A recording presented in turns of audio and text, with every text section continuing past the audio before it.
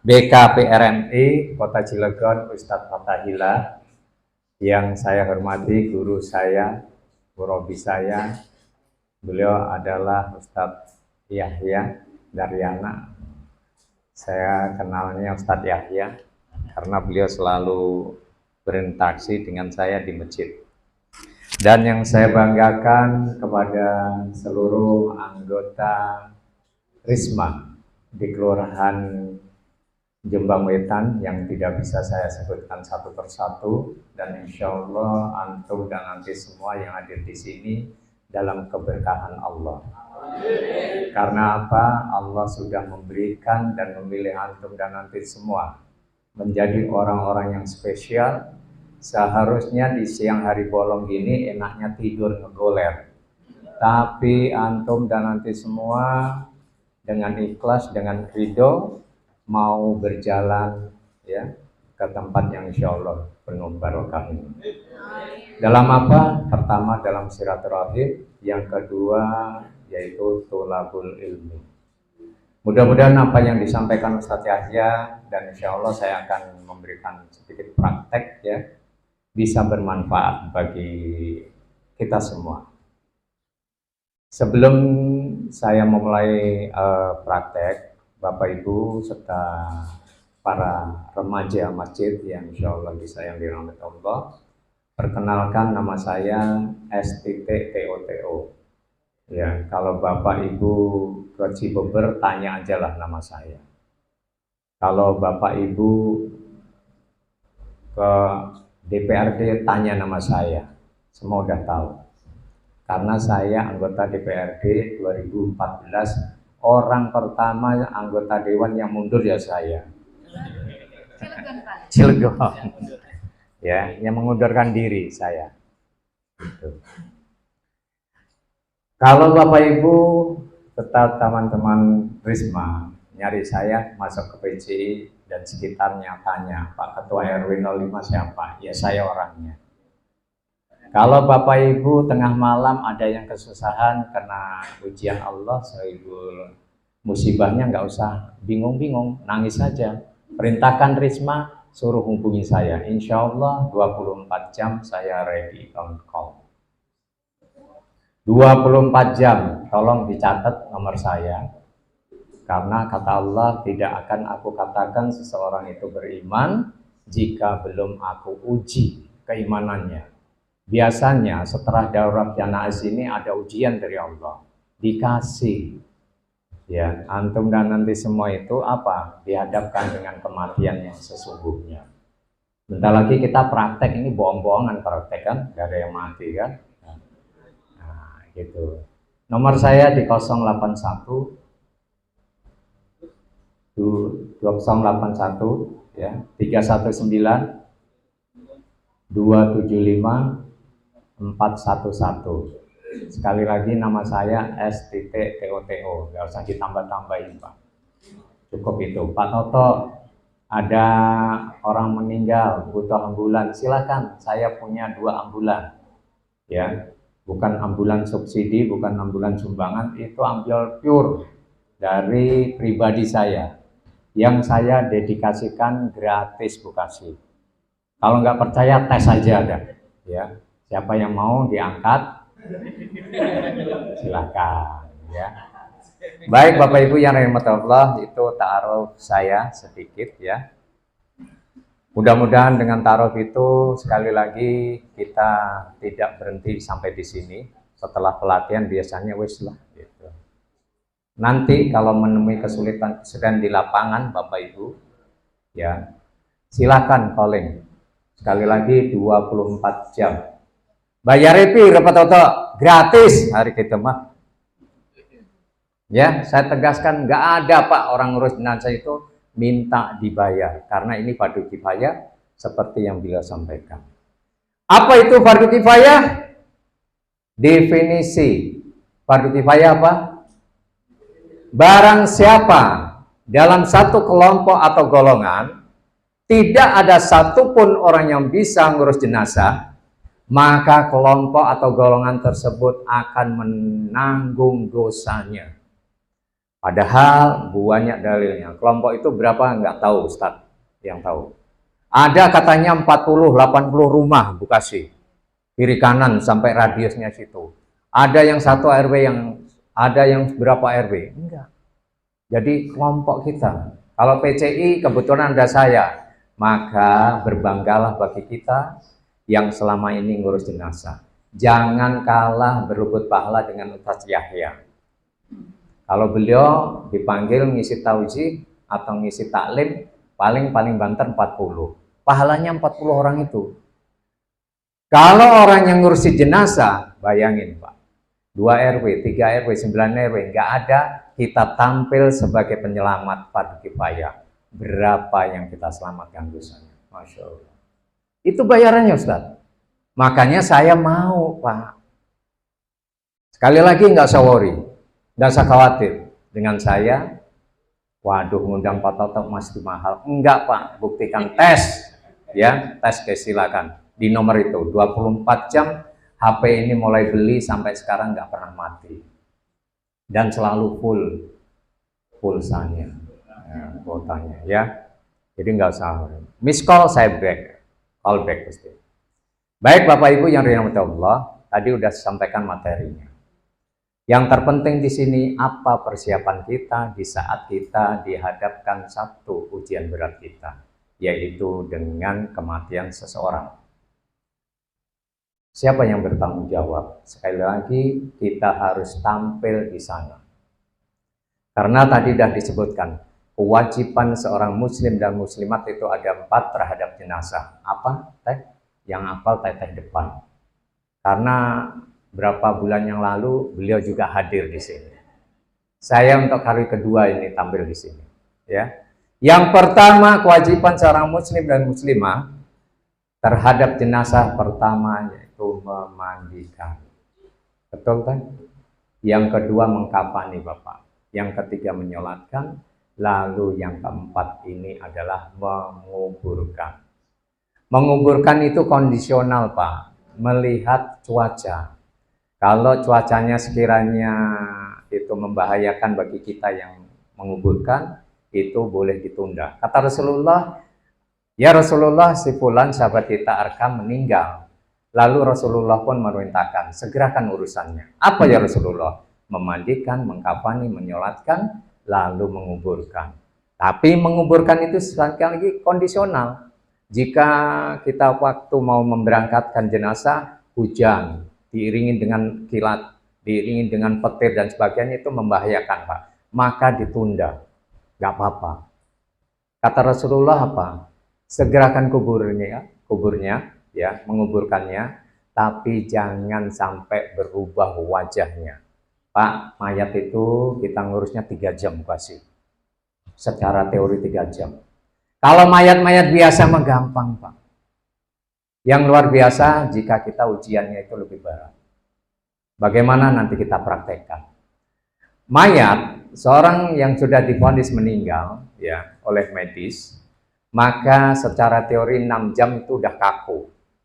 Tapi pada praktek di lapangannya nggak nyampe 3 jam udah kaku. Lalu bagaimana supaya kita membersihkannya? Itulah Bapak-Bapak yang terpenting dalam mengurus jenazah. Ya, ngurus jenazah itu semua orang bisa. Tapi yang namanya ini tadi fardu kifayah itu, kalau tangga matematikanya, tangga pahalanya Bapak-Bapak, pertama fardu ain.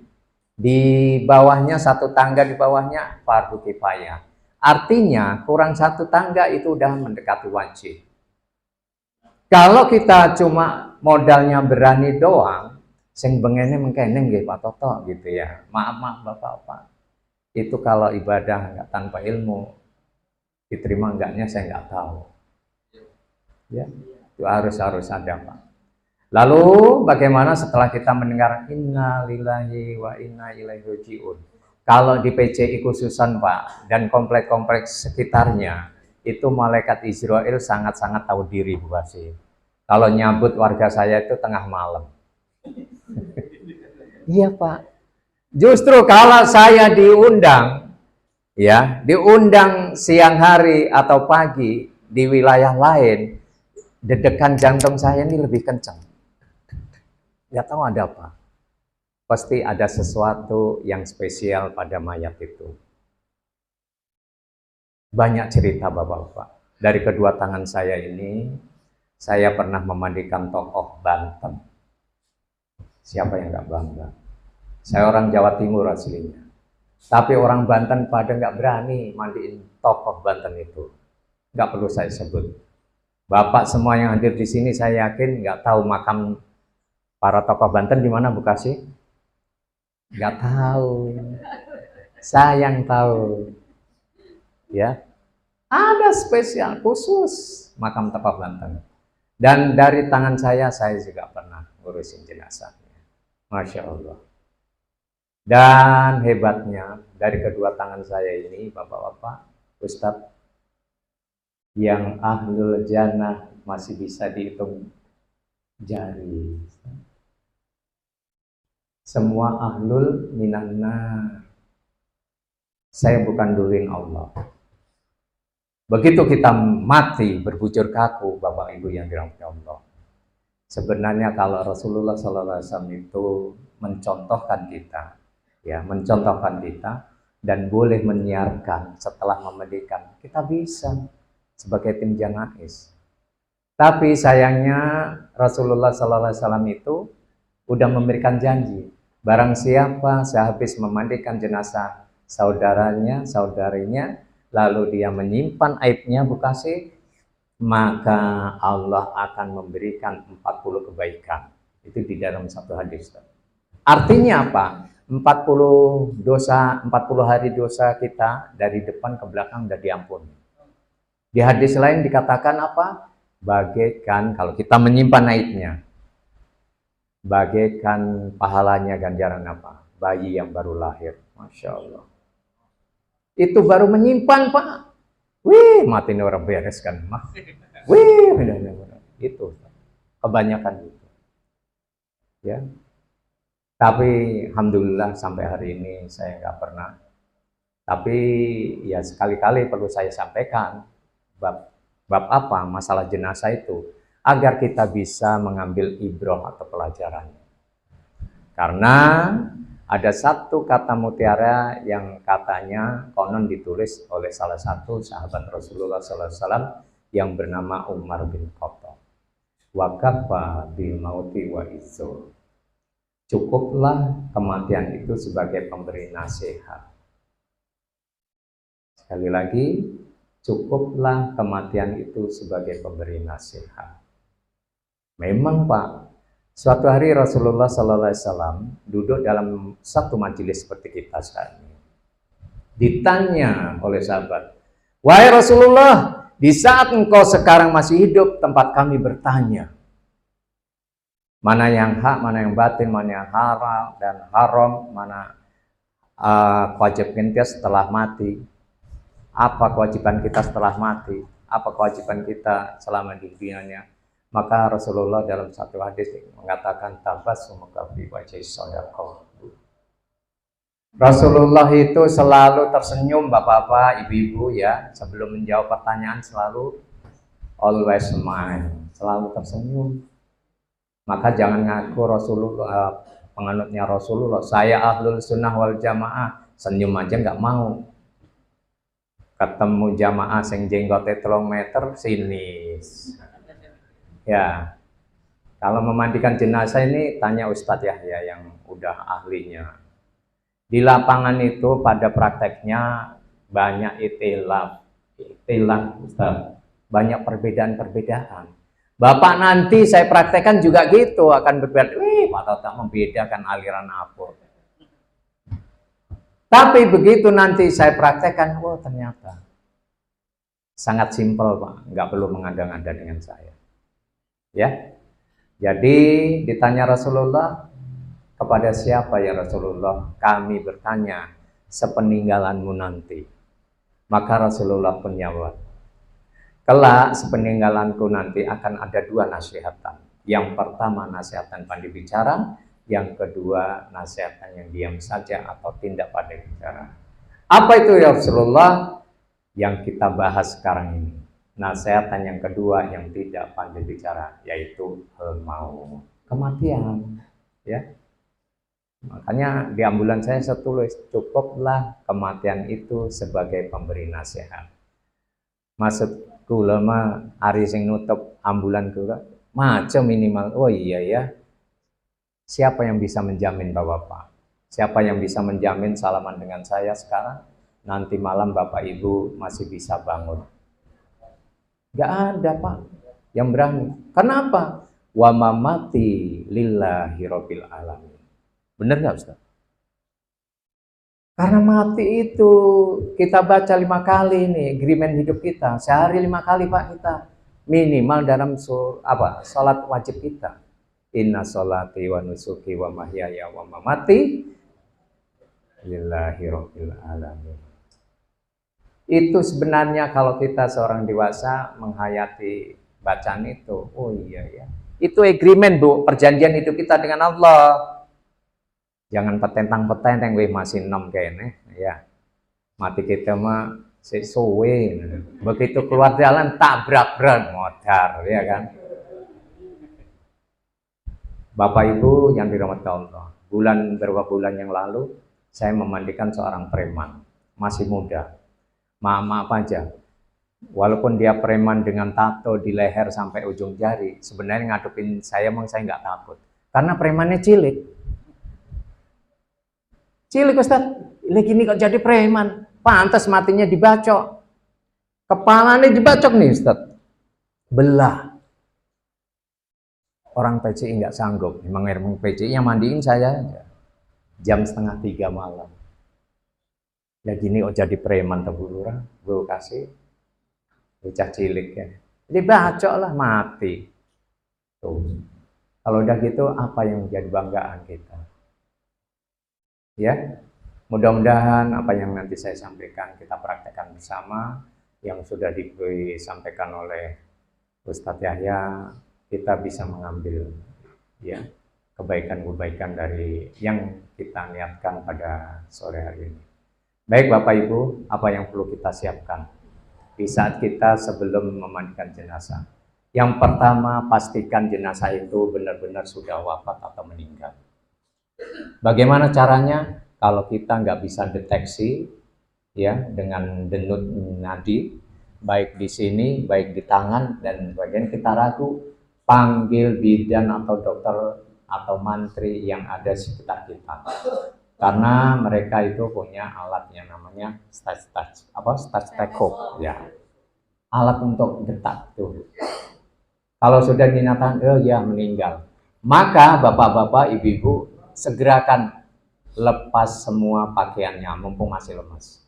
Tentunya jangan ditelanjangin terus kita sambil melihat, enggak ya. Tetap ambil kain jarit atau kain panjang ini. Pertama buka dulu bajunya, ya. Terus celananya, tinggalkan celana dalamnya. Baik itu perempuan maupun laki-laki. Kalau urusan perempuan, biarkan urusan perempuan, jangan bapak-bapak ikut-ikutan. Karena apa? Dalam satu hadis Ustaz, begitu ada orang meninggal, yang paling very happy, sorak-sorai, senang, bersukaria adalah 40 setan. 40 setan yang akan mengganggu kita yang hidup. Maka jangan disalahkan. Katanya ada sugestinya. Wih, arwah masih ada di sekitar kita. Saat kita diundang tahlil, saat kita diundang yasin, tiba-tiba ketat. Itu setan yang ganggu. Ya, kalau tim jenazah atau janais nggak bisa ngurusin jenazah, pasti akan terganggu juga orang-orang di sekitarnya. Terutama nanti saya kasih tip Pak, cara memandikan jenazah biar kiri kanannya nggak takut setelah mayat itu dikubur. Tipnya gampang, dari yang pertama pemakaian sabun. Nanti ya. Yang kedua, setelah dipastikan kita saudara kita siapapun yang meninggal, lo cuti, tinggalkan lalu ditutup. Terus ditali, Pak, tangannya. Terus supaya tidak mangap, karena apa? Orang meninggal itu ruhnya dipisahkan lewat lubang yang terbesar saat itu. Apa? Mulut. Ruhnya mulut. Ini lewat mulut. Dicabutnya ruh itu, dipisahkan ruh dengan jasadnya, pasti ke atas, nggak ke bawah. Maka diikutin oleh belalakan matanya. Putih semua, Pak. Bener, bapak-bapak sing sampun senior ngurusi jenazah, nggih kan? Nah, segera ditutup matanya, Pak. Supaya nggak mangap, ini ambil daleman atau sapu tangan yang bisa mengikat. Cara mengikatnya gimana? Dari dagu, Pak. Ini janggut kita ini ditarik sampai ke belakang ubun-ubun. Jangan di lehernya. Kalau di lehernya sama dengan kayak bunuh diri, tetap mangap. Pergelangan tangan diikat. Yang terakhir yang diikat apa? Kaki. Kaki bagian apa, Bapak? Jempol. Bagus, Bapak. Ini udah pengalaman. Supaya apa? Tidak begal. Setelah kita yakin, hubungin orang-orang yang berkepentingan, diumumkan di masjid, di surau, di muanggar, dan sebagainya, supaya orang-orang datang dan kita bagi tugas. Yang gali-gali, ya, yang mandiin. Pendek cerita, setelah semua siap, kita mempersiapkan untuk memandikan. Yang pertama, Bapak-bapak, tentunya ada kafan. Tadi sama Ustadz Yahya nggak disebutkan. Kalau saya tanya teteh yang depan pasti tahu. Kalau Bapak-bapak saya tes. Berapa puluh meter kafan untuk laki-laki?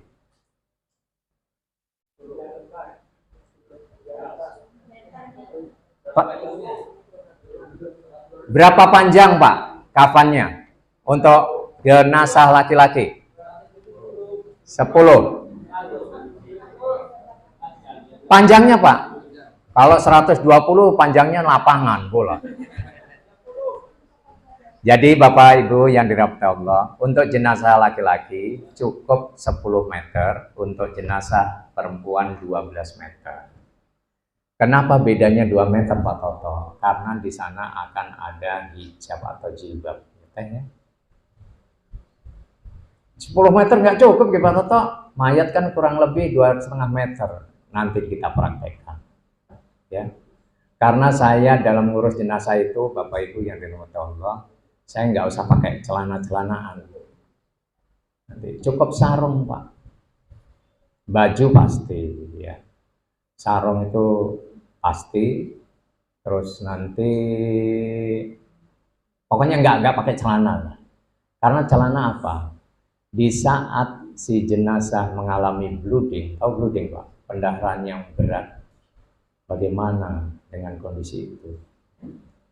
Ya. Siapkan kafannya, siapkan perlengkapan untuk mandinya. Perlengkapan mandi apa Bapak-bapak? Pertama sabun, kamper, ya, kapur barus tadi yang disebutkan Ustaz. Kalau sekarang lagi ngetren bunga atau daun bidara, ya kan Pak? Apalagi Pak? Udah cukup itu. Kapas itu untuk persiapan yang di kafannya. Sabunnya Pak, kita menginjak ke sabun. Tip yang pertama saya kasihkan ke Bapak Ibu, supaya kiri kanannya tidak takut di saat jenazah udah diberangkatkan. Malamnya ini loh Pak yang menakutkan itu. Jujur aja kalau sohibul musibah, kalau saat itu nggak ada takut-takutnya mau jam berapa, karena seluruh warga datang menghibur. Di saat sudah sepi, Bapak jalan sendiri pasti lari, melayu, bakalan melayu. Orang sebohong lah, Mboten. Alhamdulillah berarti. Ya, karena tadi Pak, tip yang pertama saya kasihkan Bapak-bapak, pakailah sabun bayi. Kenapa sabun bayi Pak Toto? Karena sabun bayi nggak kita pakai. Kita makainya sabun yang dewasa, Lux, Lifebuoy itu ya, terus Gift dan sebagainya, wangi. Di saat nanti kita memakai sabun yang sama, kebetulan yang kita mandikan malam hari kan, kepremen tuh. Padahal disunahkan setelah kita memandikan jenazah harus mandi besar. Kayak mandi kita junub tuh, Pak. Setelah memandikan. Logikanya emang masuk, Pak. Kenapa? Jadi jangan bicara hanya dengan takwa. Wah, karena ini panggilan, karena ini ibadahnya besar pahalanya, maka ada orang mati langsung kita samperin, yuk kita mandikan. Kita tanpa atau mencari tahu risiko apa yang akan berdampak pada kita. Bagaimana kalau Bapak waktu corona memandikan? Pernah nggak, Pak? Belum kan? Kalau saya udah. Iya. Itu, Pak, maksudnya. Bagaimana dengan orang-orang yang meninggal dikarenakan penyakit-penyakit yang menular? Itu, Pak. Pentingnya kita bertanya, meninggalnya jam berapa, disebabkan apa? Maaf, ini bukan investigasi, bukan interogasi ya. Karena kita akan mempersiapkan hal-hal yang tidak kita inginkan. Bahasanya gitu aja, Pak. Setelah dikatakan, oh nggak tahu, ini meninggalnya karena liver, penyakit ini. Banyakan Sohibul Misibah itu juga nggak jujur, Pak. Nutup-nutupin. Bapak, saya yakin, pernah nggak mandiin mayat yang kayak sundel bolong? Kena kanker di pinggangnya. Dagingnya hilang semua, Bu kasih. Ginjal itu udah kelihatan tuh. Coba. Karena itu akibat berbohong. Jujur saya sebutkan orang Indonesia Power itu. Saya tanya sakitnya apa, disebabkan apa meninggal, jam berapa? Oh Pak, sakit biasa. Begitu saya iringkan, teman saya, Pak, Allah Akbar, Allah Akbar, kirain ada apa? Gak taunya kayak sendal bolong, lubang, Pak. Jadi, brodol. Itu penting, Pak. Preventifnya apa? Persiapan kita pakai sarung tangan latex atau sarung tangan karet, Pak. Jangan pakai atau bikin sarung tangan yang dari kain, sama aja nembus. Kalau bapak-bapak pakai sarung tangan kain itu berarti enggak preventif ke kita. Kalau kain bapak pengen gosokin, minta waslap, anduk yang kecil, Pak, ke Sohibul Musibah. Coba anduk benang gosok, oh enggak apa-apa. Ya. Jadi harus pakai sarung tangan, saya keburu-buru tadi nggak bawa sarung tangan. Sarung tangan karet itu, Pak, murah. Ya, itu kan nggak nembus air. Di saat kita maaf mengeluarkan kotoran TA1-nya, kita kan juga nggak jijik. Ya kan? Nah, kalau naik kainnya kelihatan, Pak. Dideleng mana walah. Kalau kita pakai sarung tangan yang karet itu, Pak, saat kita, mama, bapak-bapak, ibu-ibu, tangan saya ini udah berapa ratus. Saya main mayat dari kelas 2 SMP. Tsunami 2004 saya dikirim ke sana, Masya Allah. Kalau mau nyatet mah Pak, ada ribuan, Pak. Kalau mau bahasa sombong. Dan berapa yang saya kobok-kobok, saya cebokin dengan tangan kiri saya.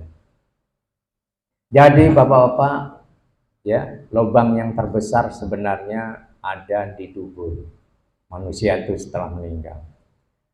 Lah, keluarnya roh itu ya diawali dari kaki, kayak bola-bola jalan. Karena dubur itu masih merapat begini, Pak. Ya, belum kita sogok. Jadi dia merapat, dia ke atas lewat mulut. Diikutin kata Rasulullah. Belak-belakan matanya. Jadi persiapannya Bapak-bapak tentunya ya kafan, sabun, kamper, sarung tangan, handuk 2 yang besar, ya, kain panjang jarit 3 sampai 5 lembar, nggak usah pelit-pelit. Ini Pak jarit ini. Ini banyak kita mainkan. Kapas yang banyak Bapak-bapak, jangan beli kapas yang facial kasa, tapi yang itu teh gulungan. 1 mayat sekilo cukup, Pak. Harganya juga lumayan. Ya, kalau kita sekarang beli di Ciayu bukan promosi, bukan iklan, itu sekarang kapan yang completed itu 620 sekian. Dengan dapat 7 kasa. Ya, facial kasa yang kapas diplastikin. Kurang banyak itu. Kenapa harus ada kapas? Bapak Ibu yang dirahmati Allah. Di saat kita mengantarkan saudara kita, 7 langkah dari orang yang mengantarkan, maka orang-orang yang kita pendem tadi akan dibangkitkan dari kuburnya, diiringi oleh himpitan tanah kuburnya, Pak. Maka kapas itulah yang akan sedikit mengurangi rasa sakitnya. Sok kalau nggak percaya buktikan, orang yang memindahkan kuburan, jenazah atau rangkanya di dalam kuburan itu nggak kayak tengkorak yang di lab itu, susunannya enggak, Pak, pasti ngumpul jadi satu, kan. Jadi satu, Pak. Di sebelah mana? Sebelah kanannya. Di sebelah pas kirinya, Pak. Jadi Pak ya, saya sampai ke sana, Pak. Kalau main mayat jangan tanggung-tanggung. Gitu. Makanya mayat kadang-kadang nggak tahu diri. Sekali saya pengen saya disamperin, Pak Toto, hatur nuhunnya, udah ngurus. Sampai hari ini nggak ada, Pak. Bener. Lebaran kemarin saya jadi nggak mudik, Pak. Ngurusin mayat aja mayat. Sehari 3 kali, Pak. Saya single packer.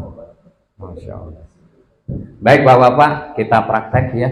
Karena jamnya udah jam 3.